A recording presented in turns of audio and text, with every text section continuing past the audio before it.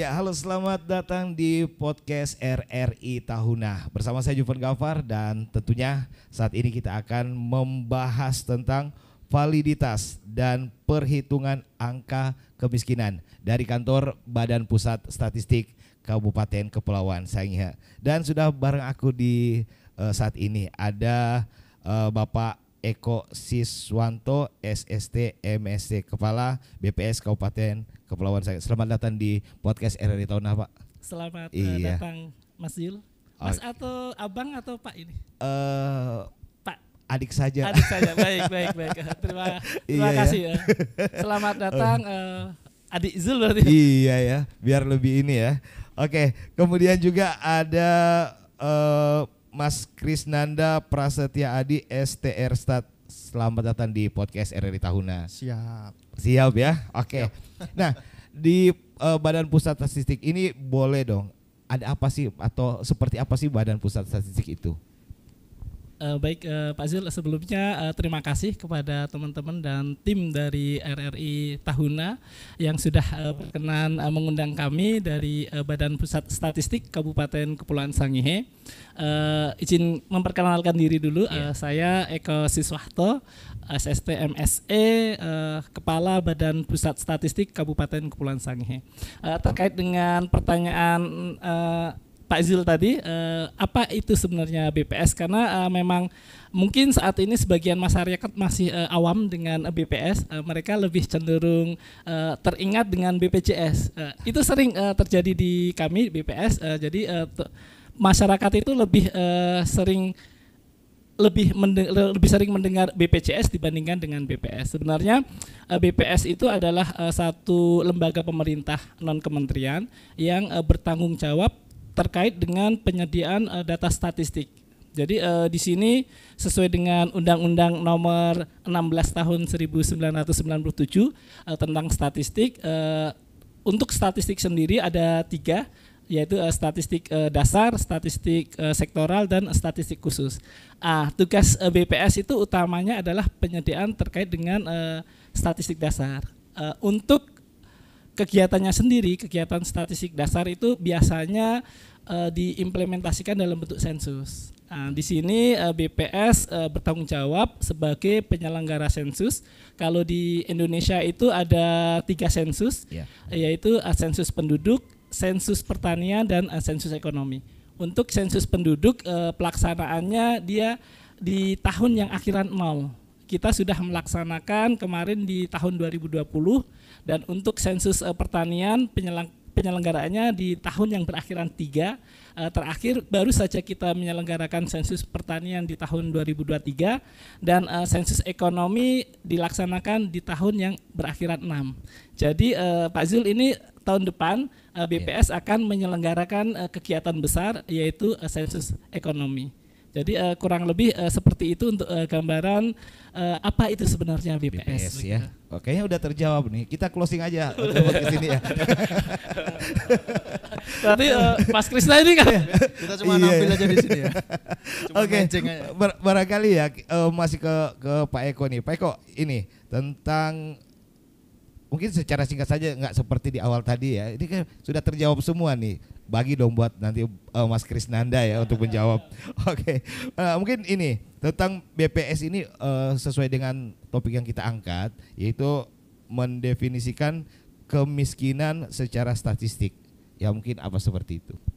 Baik, terima kasih Pak Zil. Benar ya, jadi selama ini data terkait dengan kemiskinan yang masyarakat sering dengar, yang sering dipublis oleh pemerintah itu bersumber dari BPS, yaitu terkait dengan penduduk miskin, persentase penduduk miskin, garis kemiskinan, itu semua adalah tanggung jawab dari BPS untuk mengeluarkan angka itu. Tapi perlu disampaikan, perlu untuk menjadi perhatian bersama, data dari BPS itu lingkupnya adalah data makro, bukan data mikro. Termasuk dengan kemiskinan ini, data dari BPS itu adalah gambaran makro untuk kondisi kemiskinan di Indonesia. termasuk sampai dengan level provinsi dan kabupaten kota. Jadi berbeda nih dengan data kemiskinan mungkin dari sumber kementerian atau dinas lain yang ada data kemiskinan. Untuk data dari kementerian maupun dari dinas-dinas itu sifatnya data mikro. Jadi mereka ada by name, by address begitu, menurut nama dan menurut alamat. Untuk data kemiskinan BPS sendiri mungkin kita bisa menyampaikan terkait dengan konsep miskin itu sendiri ya Pak Yul. Miskin adalah secara umum adalah ketidakmampuan dalam memenuhi kebutuhan dasar.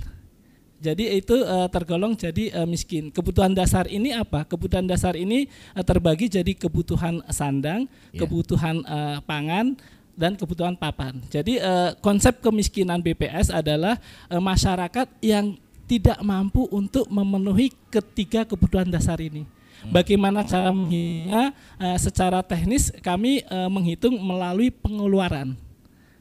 Jadi berdasarkan survei sosial ekonomi nasional yang kami laksanakan setiap 2 kali dalam 1 tahun, di bulan Maret dan di bulan September, kami bisa menghitung pengeluaran masyarakat untuk kemudian menjadi garis kemiskinan.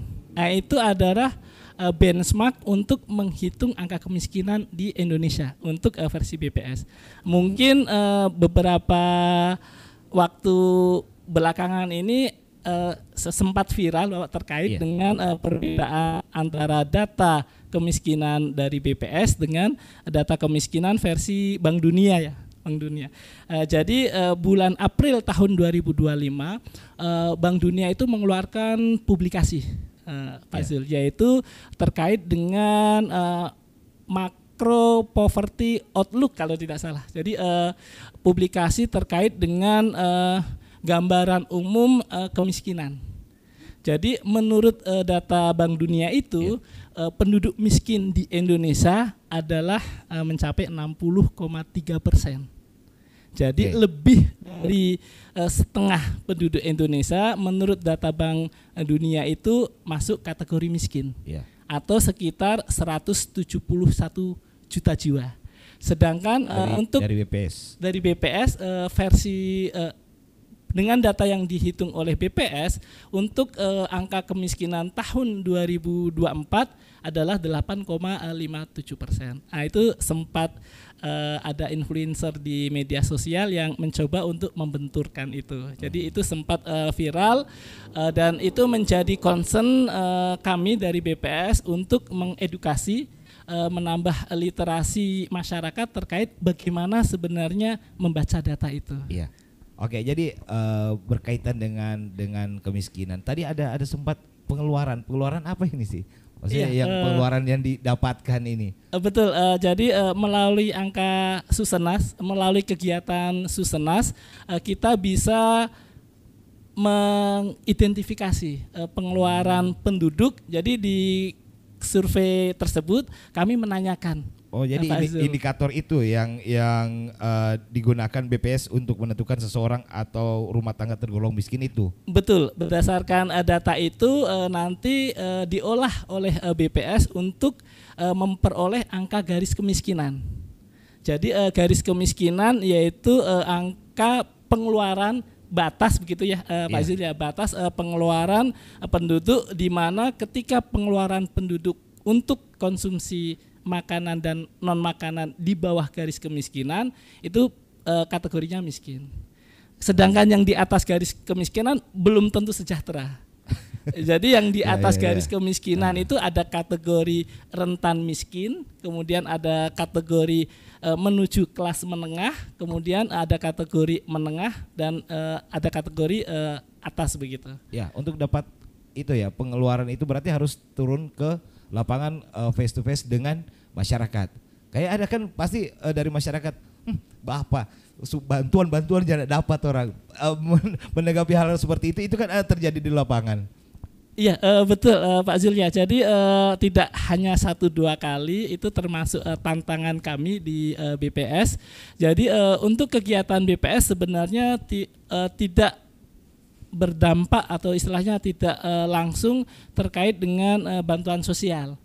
Jadi seperti yang sudah saya sampaikan, BPS hanya mengukur untuk kondisi makro, sedangkan untuk bantuan lebih pada data-data mikro. Jadi banyak yang seperti miss begitu dari katakanlah dari masyarakat atau dari responden. Jadi ketika petugas dari kami BPS, dari BPS datang, mereka orientasinya langsung ke bantuan atau ke subsidi. Sudah datang berapa kali? Bu, kita belum dapat bantuan. Betul, Saya mewakili ini ya. Jangan-jangan pernah jadi responden. Bisa jadi. Oke, jadi itu ya. Nah, mungkin ke Mas Kris dong. Mas Kris. Nah, ini bagaimana sih kayak proses survei untuk pengumpulan data kemiskinan itu dilakukan di mungkin di daerah kita ya, seperti Kabupaten Kepulauan Sangihe. Ya. Tadi sudah disinggung sama Pak Eko bahwa kemiskinan itu sumbernya angka kemiskinan BPS itu sumbernya dari Survei Sosial Ekonomi Nasional. Biasa kita sebut di BPS itu Susenas. Ini setiap bulan satu tahun 2 kali, setiap bulan Maret dan September. Ya, jadi masih ada September untuk tahun 2025 masih ada September ya. Nanti. Ya, masih ada September. Nah, 2 kali kita catat. Yang pertama itu untuk menentukan untuk merilis angka setingkat kabupaten kota. Sedangkan yang September itu untuk merilis angka setingkat provinsi. Oh, ya. Itu yang membedakan. Ya. Nah, Maret itu biasanya sampelnya lebih banyak. Bisa dibilang hampir lebih banyak lah, 3 kali lipat lebih lah jumlah sampelnya itu. Ya, jumlah sampelnya tuh sebanyak itu. Nah, dari proses itu kita kan tadi sudah data, Pak Eko juga sudah menyampaikan bahwa kita mencatat pengeluaran. Nah, pengeluaran itu nanti yang kita catat itu bukan berarti pengeluaran selama misalkan makanan kita catat selama 1 tahun terakhir kita catat semua makanan, nggak mungkin.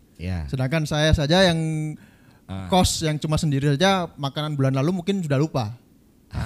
Kita pendekatannya jadi kita pendekatannya itu 1 minggu terakhir kita catat 1 minggu terakhir. Nah, untuk metode lebih rincinya sepertinya kita belum bisa menyampaikan karena terlalu lama kalau kita menyampaikan metode rincinya. Nah, kita pakai seminggu terakhir, kita nanti approach atau dekati sampai kita bikin per bulan.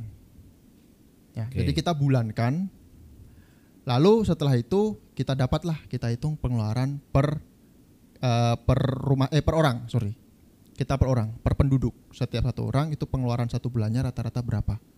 Makanya itu kita sebutnya selalu rata-rata pengeluaran.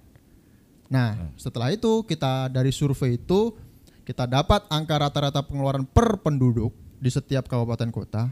Kita hitung, BPS menghitung garis kemiskinannya. Ketika sudah dapat garis, kita garis. Seret, oke, kita kelompokkan pengeluarannya lagi. Kita sudah tarik garis, maka pengeluaran penduduk yang di bawah garis kemiskinan itulah menjadi penduduk miskin. Yang di atas garis kemiskinan itulah menjadi penduduk tidak miskin. Tapi seperti yang Pak Eko bilang, yang di atas garis kemiskinan belum tentu dia sejahtera. Ada kategorinya. Ya, kami BPS tidak secara resmi merilis kategori itu. Ya. Cuman ya kita tidak bisa mengatakan lah bahwa yang di atas pasti tidak miskin. Nah, itulah kita bisa dapat, itulah di mana asal dari angka kemiskinan itu. Untuk dapat update atau pembaharuan atau diperbaharui begitu angkanya. Iya.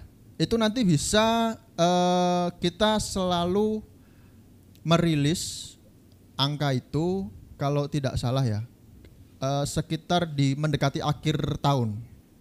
Itu kita bisa dapatkan angka untuk per kabupaten setiap tahunnya. Cuman secara resminya, jadi tadi kan secara non resmi itu dalam arti kita sudah dapat datanya kabupaten kota. Biasa kita juga sampaikan ke pemerintah daerah.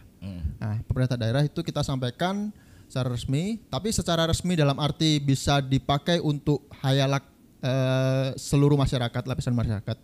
Itu nanti biasanya di bulan Desember. Kita ada merilis namanya publikasi statistik kesejahteraan rakyat. Itu rilis setiap tahun. Seluruh kabupaten kota di Indonesia mempunyai publikasi yang sama. Berarti yang dikatakan yang didatangi masyarakat responden atau istilahnya yang itu tadi yang mereka bilang tidak dapat bantuan sudah didatangi ya. Barangkali ada kaitannya nggak seperti ya dengan dinas terkait yang lainnya atau bagaimana? Baik, untuk data kemiskinan BPS ini tidak ada kaitannya terkait dengan program pemerintah daerah dalam rangka pengentasan kemiskinan ya. Karena data kemiskinan makro yang dikeluarkan oleh BPS ini lebih sebagai bahan evaluasi kebijakan. Jadi untuk sasarannya lebih tepat sasarannya ke pemerintah daerah. Jadi kenapa kondisi kemiskinan ini tidak bisa menurun misalnya. Kemudian nanti di terakhir saya akan coba memberikan tips untuk teman-teman di pemerintah daerah bagaimana salah satu upaya untuk mengendalikan kemiskinan melalui data makro BPS ini. Oke, di akhir podcast ya. Di akhir podcast. Oke, kita langsung ke akhir saja ya. Oh, ya. Sebelum Pak Eko nanti lupa ya. Oke, mungkin ini kayak apa ya, potensi bias atau kesalahan. Nah, dalam pendataan itu pernah terjadi atau gimana? Oh, pernah. Jadi kalau di dalam pendataan itu kita bisa kelompokkan 2 tipe error.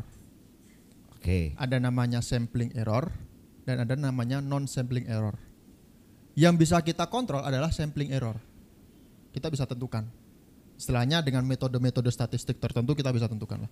Cuma non sampling error ini yang kita tidak bisa kontrol. Kenapa?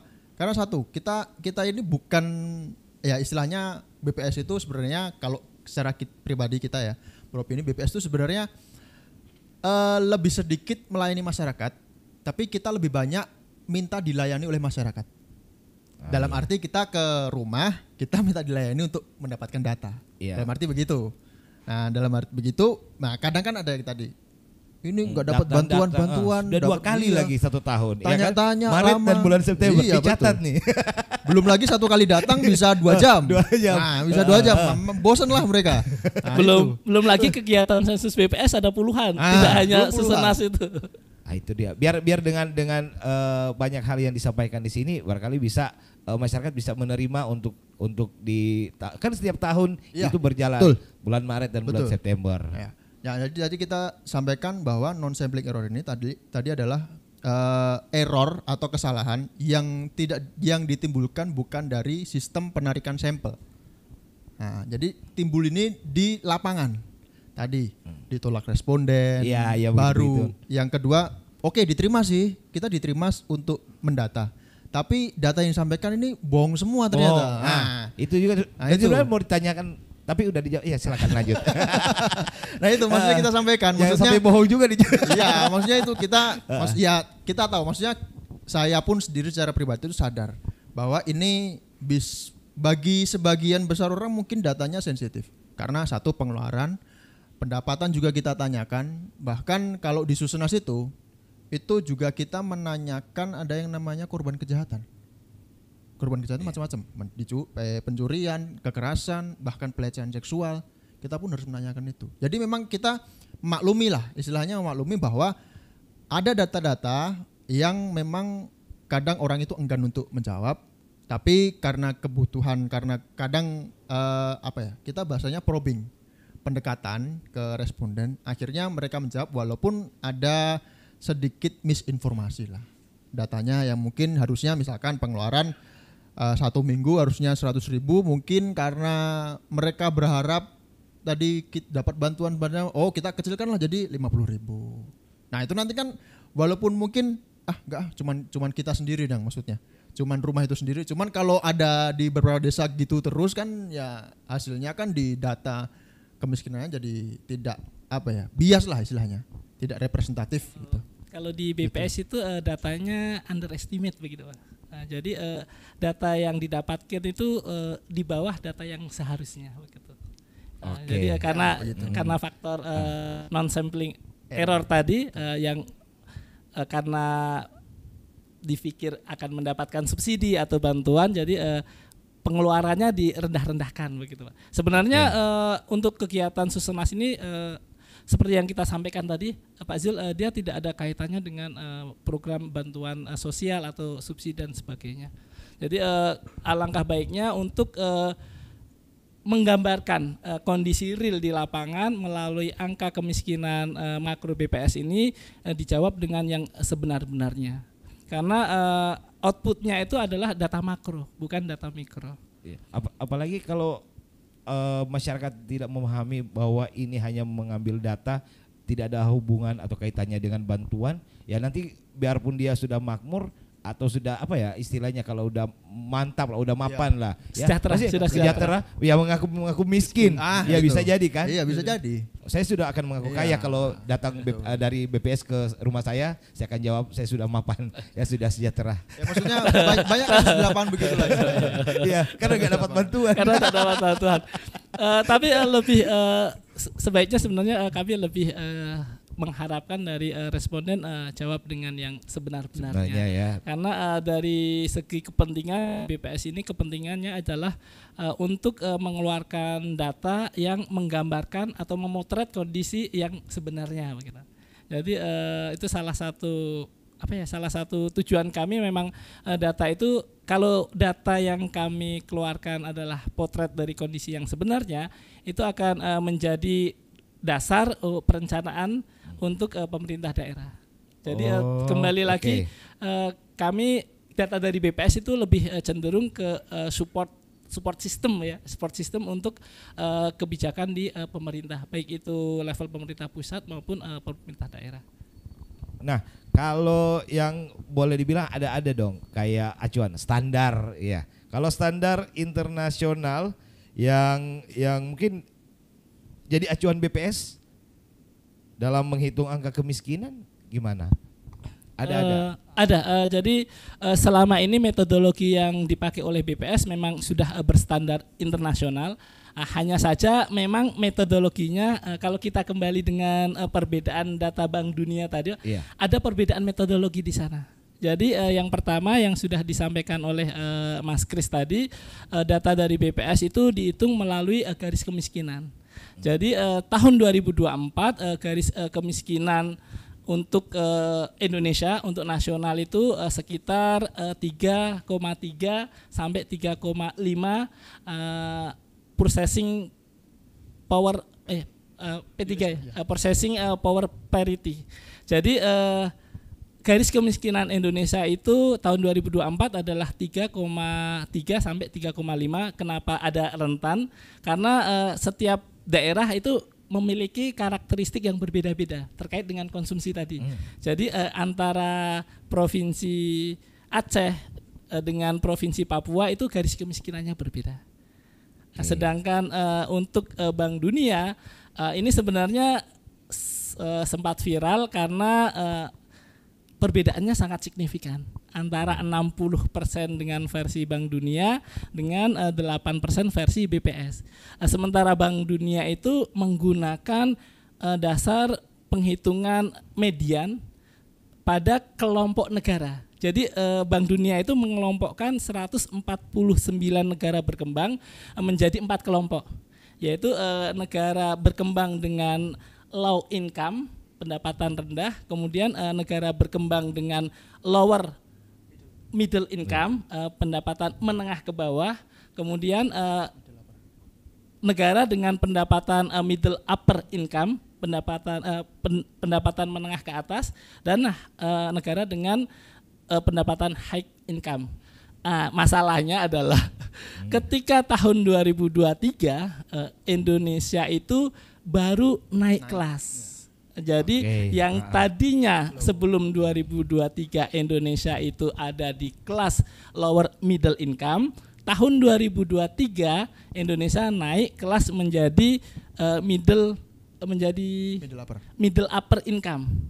Ya, Bank Dunia menghitung dari pendapatan per kapita. Jadi untuk kelas middle upper income pendapatan per kapita itu 4.400 sampai dengan 13.800. Di situ ada kurang lebih 30-an negara. Jadi dari 30 lebih negara pada kelas itu kemudian dicari median, nilai tengah untuk mengukur garis kemiskinannya itu. Didapatlah Indonesia garis kemiskinannya adalah sekitar $6,8. Jadi tadi versi BPS garis kemiskinan kita adalah 3,3 dolar, versi Bank Dunia garis kemiskinan adalah 6,8 dolar. Jadi pengeluaran. Jadi standarnya naik nih. Padahal Indonesia itu pendapatan per kapitanya yang masuk ke dalam middle upper income itu yang range-nya antara 4.400 sampai dengan 13.800, Indonesia itu baru naik di sekitar 4.600, 4.800 begitu. Jadi kelasnya sama tapi masih di bawah. Itu dibandingkan dengan negara yang pendapatan per kapitanya sudah 14.000. Nah, itu yang menjadi dasar perbedaan metodologinya. Sebenarnya versi Bank Dunia ini kalau dia kelas lower middle income, garis kemiskinannya itu tetap pada sekitar 3,5 dolar kalau tidak salah. Jadi hampir mirip-mirip dengan data BPS. Yang menjadi masalah itu pengkelasan Indonesia ini sudah menurut Bank Dunia sudah masuk di kelas negara yang pendapatannya menengah ke atas. Jadi standar perhitungannya dihitung dengan kelompok negara pada kelas tersebut. Walaupun sebenarnya kita baru naik kelas. Ilustrasinya begini, Pak. Jadi ketika misalnya kelulusan siswa ya, biasanya kita di Kabupaten Kepulauan Sangihe itu kelulusan siswa misalnya dari ujian standarnya 6. Jadi di atas 6 lulus, di bawah 6 tidak lulus. Terus tiba-tiba ada kebijakan untuk untuk ibu kota kabupaten standarnya tidak boleh 6, harus 8.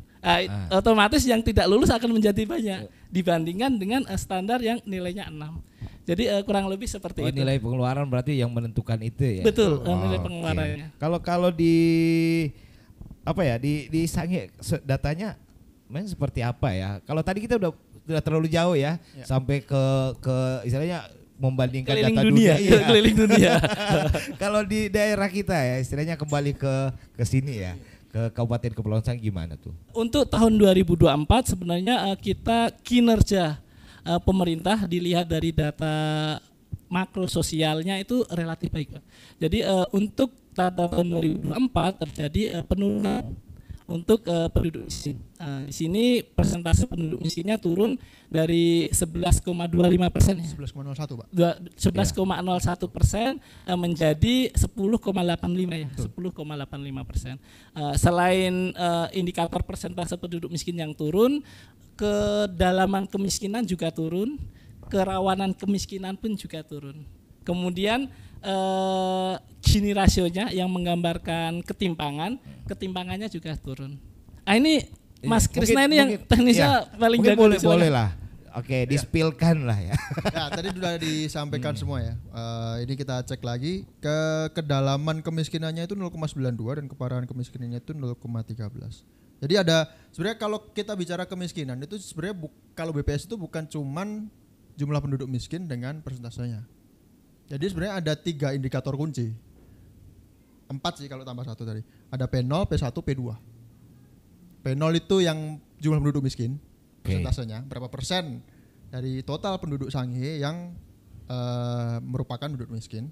P1-nya itu adalah indeks kedalaman kemiskinan. Jadi seberapa dalam dari garis kemiskinan.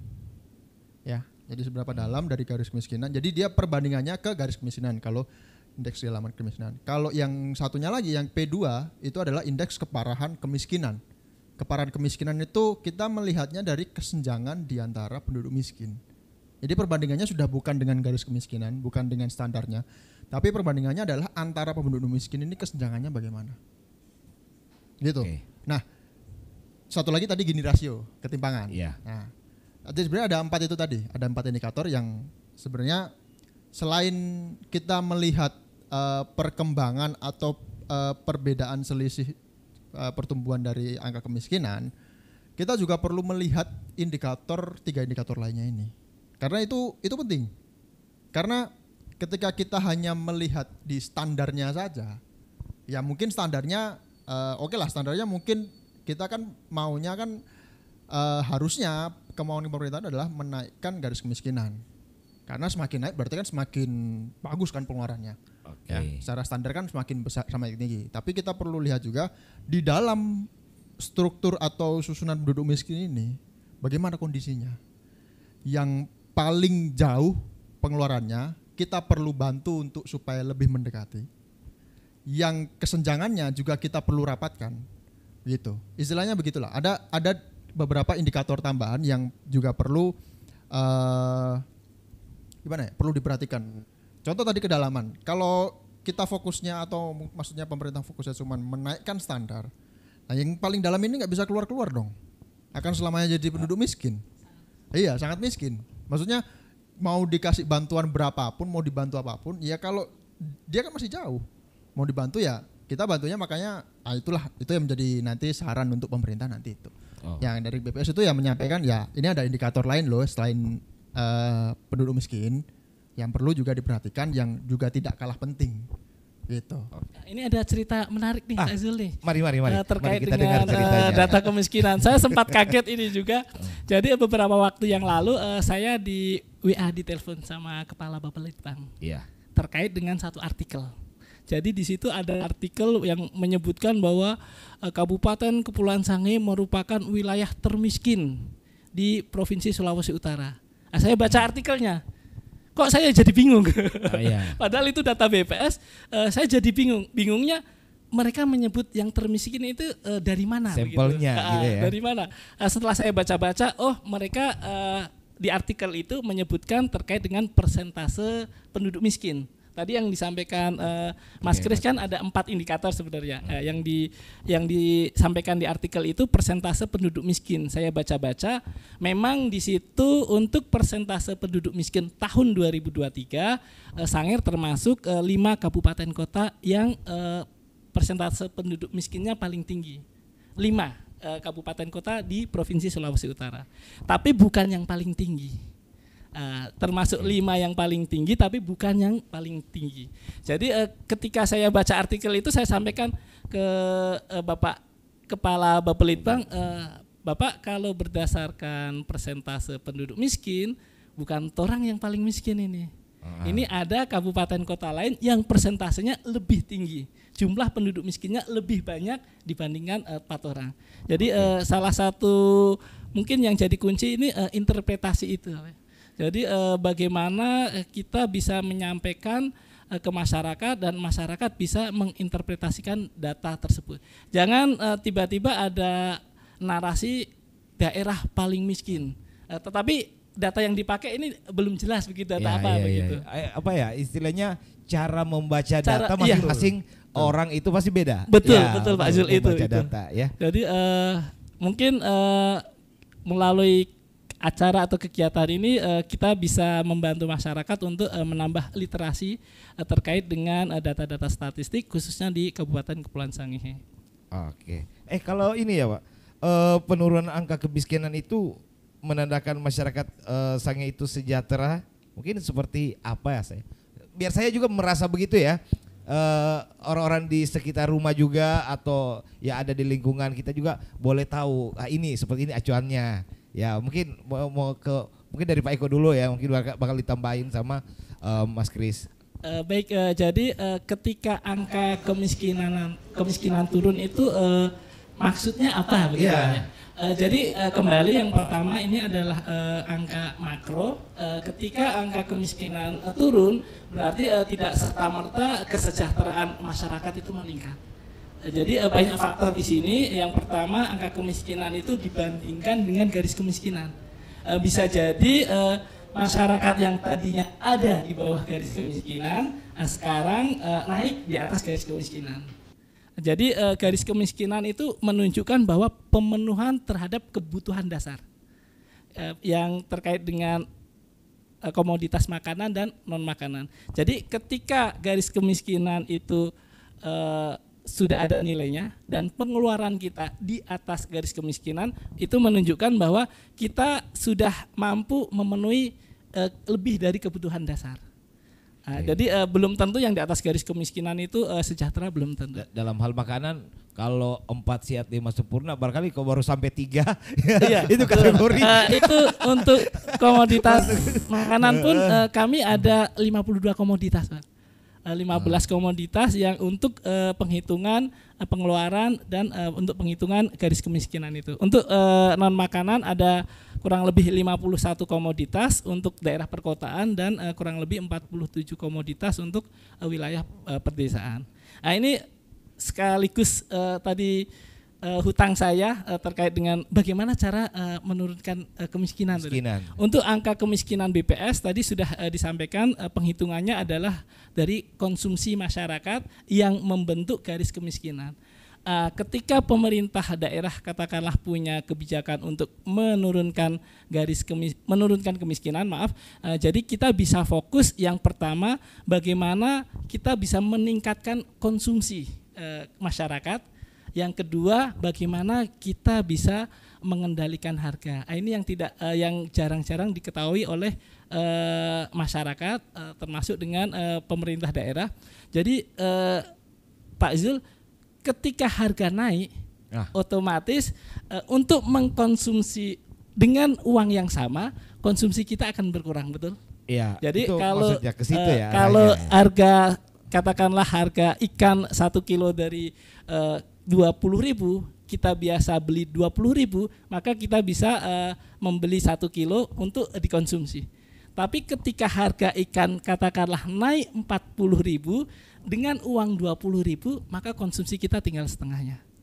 Jadi dua faktor itu yang mungkin bisa menjadi perhatian dari pemerintah untuk upaya penanggulangan kemiskinan data makro dari BPS. Yang pertama, bagaimana kebijakan pemerintah bisa mendorong peningkatan konsumsi masyarakat.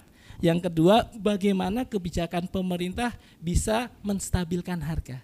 Karena dengan konsumsi kita yang sama, ketika ada harga naik, otomatis garis kemiskinannya naik, kita akan yang tadinya kita ada di atas garis kemiskinan, ketika harga garis kemiskinan naik, sebenarnya kondisi kita sama tahun ini dan tahun kemarin, tapi karena harga tidak stabil, tahun kemarin kita tidak masuk dalam rumah tangga miskin, tahun ini bisa jadi kita masuk di rumah tangga miskin. Oh, ada.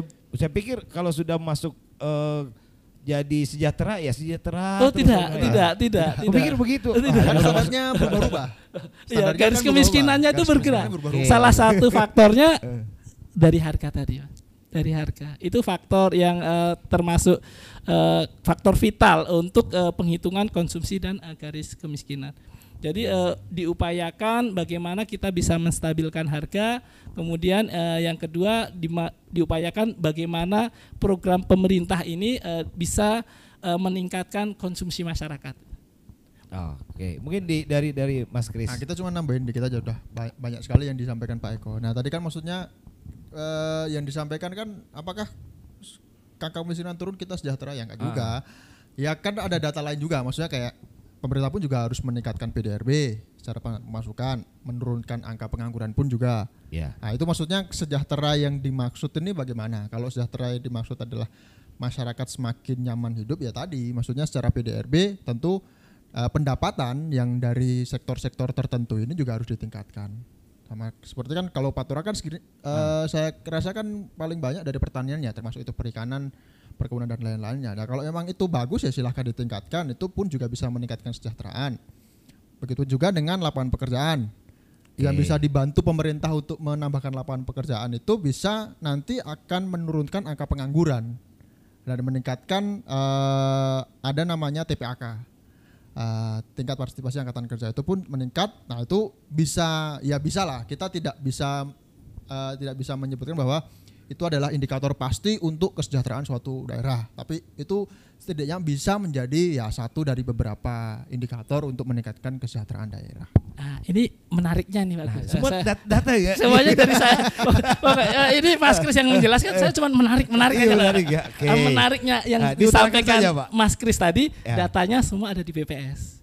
Oke, jadi PDRB dari BPS, pertumbuhan ekonomi dari BPS, angka pengangguran dari BPS. Mungkin ini bisa diprogramkan untuk podcast ini antara BPS dengan RRI begitu agar bisa lanjut berpart-part begitu. Boleh ya nanti kalau Jadi kita bahas semua indikator dan data statistik yang dikeluarkan oleh BPS. saya harus berkantor di statistik. Boleh, Pak.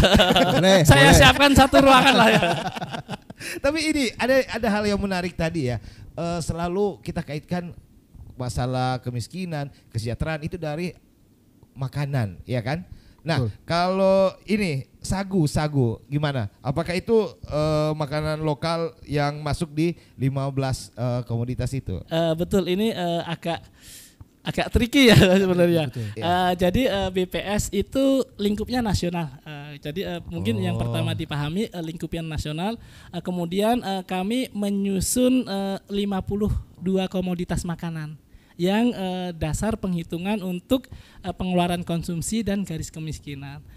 Terkait dengan komoditas sagu, ini makanan pokok sebenarnya, makanan pokok untuk teman-teman di Kabupaten Kepulauan Sangihe, mungkin juga di Indonesia Timur. Makanan pokok sagu ini tidak termasuk dalam 52 komoditas makanan itu. Jadi karena kenapa tidak masuk? Kalau lebih ini makanya 52 ya kalau lebih fullnya ya. Iya, gimana 52 komoditas makanan karena di seluruh Indonesia yang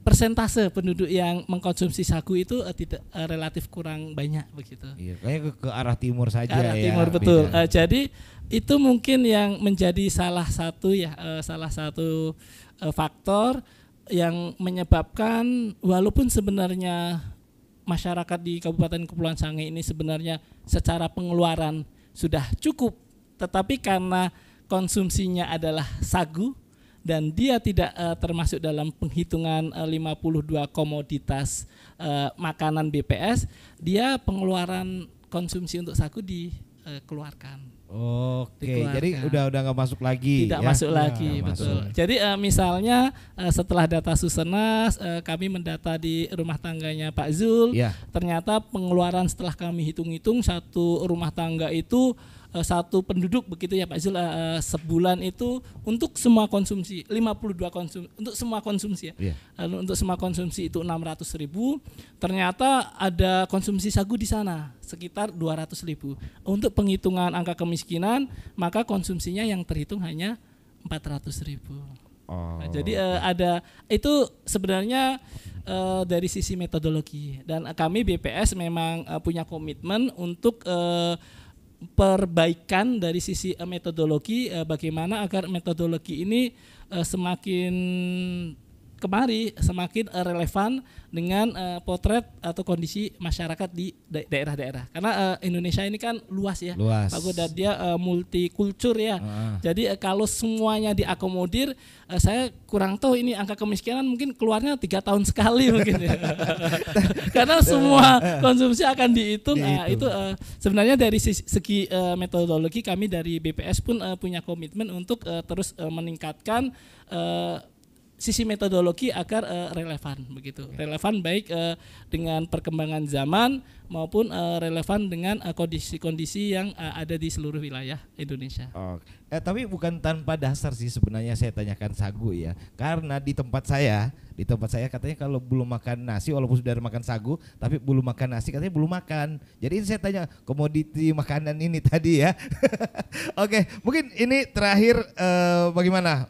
Mungkin sejauh ini ya masyarakat umum bisa memahami dan juga menggunakan data kemiskinan secara bijak. Mungkin sekalian dengan closing statement dari Pak Eko juga, Mas Baik, Kris. terima kasih Pak Zul. Jadi data dari BPS adalah data makro. Jadi tentu tidak bisa sembarangan diinterpretasikan. Kami memiliki tanggung jawab untuk menyampaikan ke masyarakat terkait dengan peningkatan literasi terkait dengan data-data statistik yang kami hasilkan. Kemudian yang kedua ini ada tambahan terkait dengan kemiskinan. Jadi ke depan tadi yang sudah saya sampaikan terkait dengan data makro, ke depan pun BPS diberi amanah dan tanggung jawab oleh Bapak Presiden terkait dengan pengelolaan data tunggal sosial ekonomi nasional.